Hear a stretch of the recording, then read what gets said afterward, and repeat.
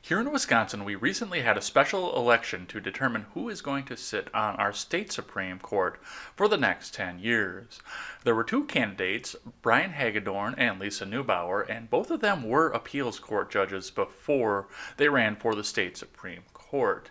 Now, some of the controversy that came from both candidates is that both of them had extensive partisan backing from various special interest groups, ranging from Planned Parenthood to the NRA and even further beyond.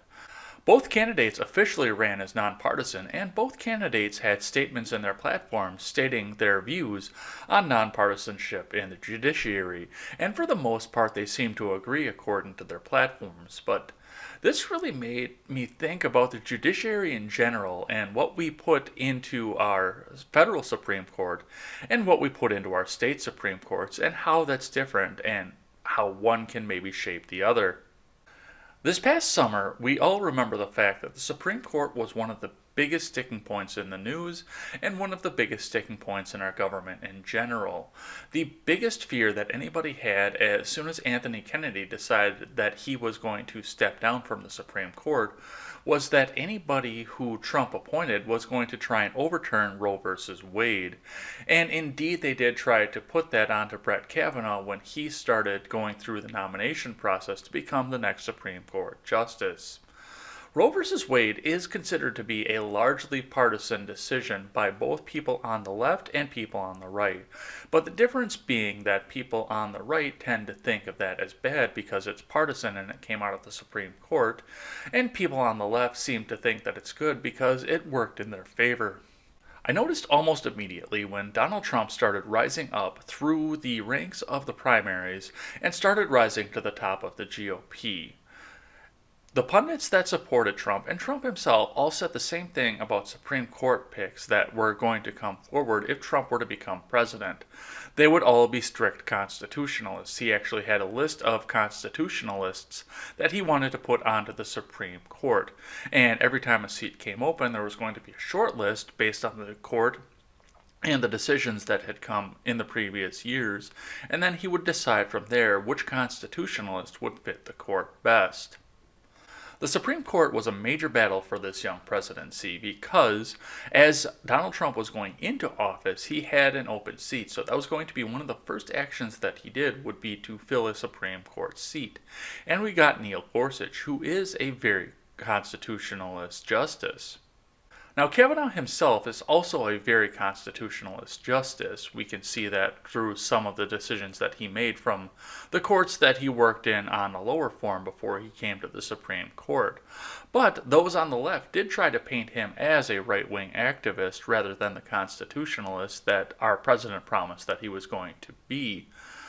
But constitutionalism itself seems to be something that's under attack as we go through the judiciary processes. We have come to a point in our country where partisanship does not lie between left and right and their ideals. Sometimes instead we look at our political atmosphere and we see the fact that we've devolved into the point where the differences in partisan issues comes down to constitutionalism versus activism. And that is not something that I am comfortable with in this country. The other major argument that came out of the Supreme Court pick over this past summer was the idea of elections versus appointments. And a lot of people on both sides were talking about the fact that all of the Supreme Court justices that sit and decide what is constitutional and what is not from both the executive and the legislative branches are unelected officials who have a lifetime appointment. And a lot of people started talking about whether or not we can put a term limit on there, which I may or may not be in favor of depending on what comes out of the legislature, but also electing Supreme Court justices. And that is something that I'm very much not in favor of.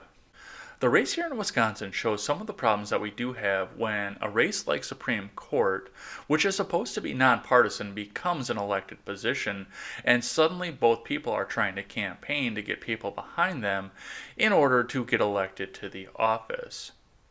One of the complaints that came out of most major media news sources from both sides in this state was the fact that both of the candidates, not just one, not just the other, did have some very heavy partisan backing.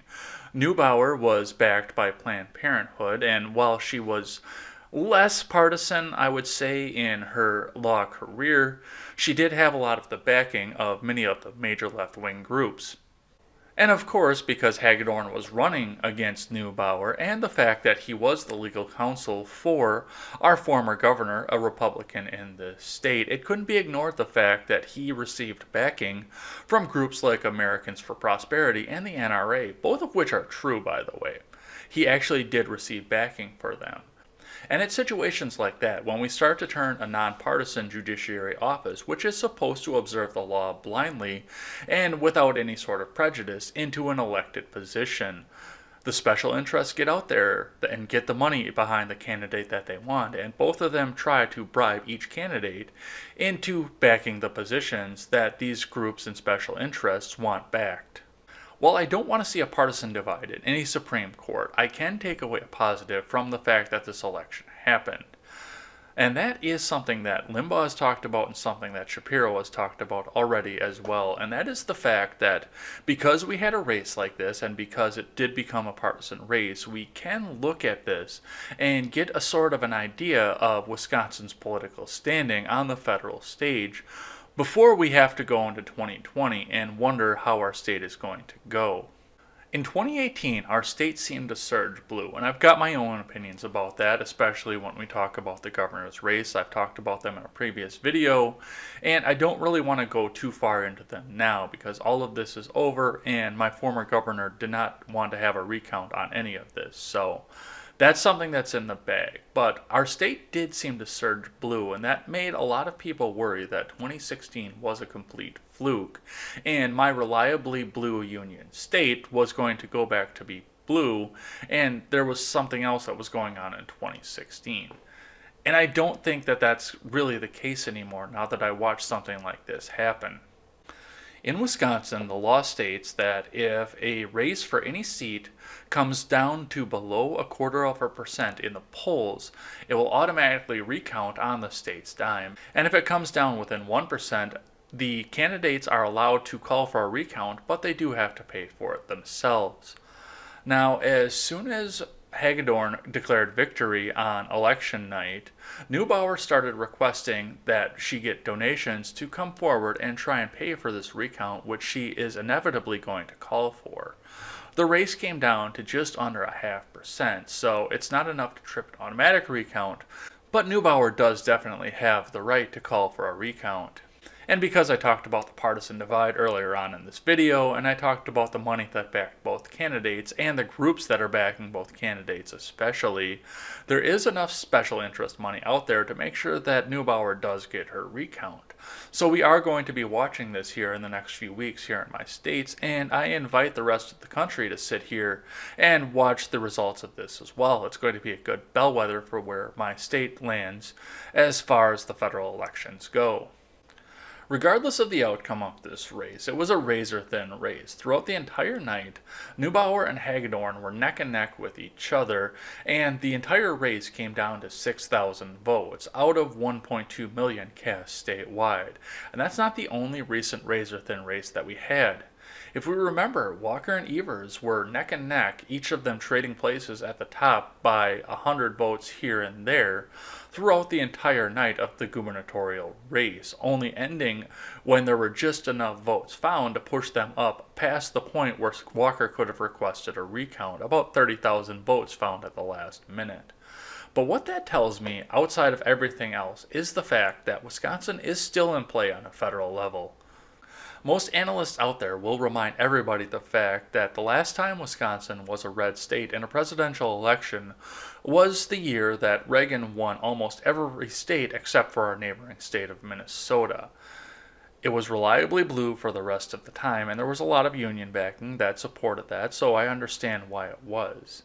But these razor-thin margins and the fact that Hagedorn might be our new Supreme Court justice pending the outcome of the recount says that this state still is in play and it could go either way.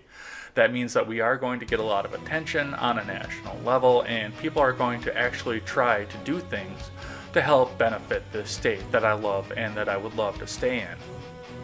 What do you think about the partisanship of the Supreme Courts, and what do you think about the idea of electing Supreme Court justices versus appointing them? I always welcome a thoughtful and positive discussion in the comments section below, and especially over on Twitter. That is at Ed's blog Twitter with a 1 in place of the I. Thanks as always for listening to this show and supporting this channel. And remember, never take the words of bloggers, podcasters, or journalists as gospel. Find all the facts and draw your own conclusions.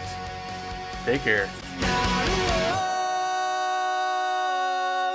You're always there for me in my best hiding place. I'm not